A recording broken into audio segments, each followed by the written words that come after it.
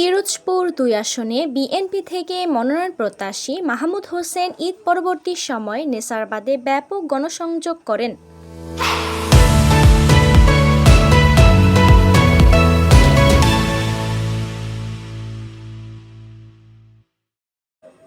আসসালামু আলাইকুম, স্বরূপ টিভি বাংলা থেকে স্বাগত জানাচ্ছি।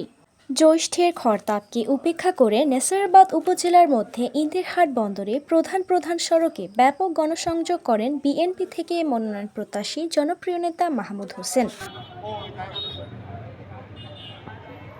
এ সময় বিএনপির কয়েক শতাধিক নেতাকর্মীদের সাথে নিয়ে সাধারণ মানুষের পাশাপাশি ব্যবসায়ীদের সাথে কুশল বিনিময় করেন মাহমুদ হোসেন।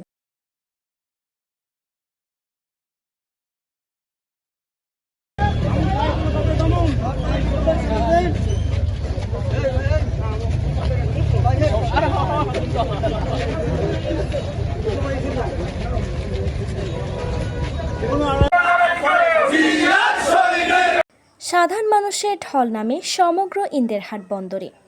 সাধারণ কর্মীরা মাঝে মাঝে মুহুর্মুহু স্লোগানে মুখরিত করে তোলে অলিগলি।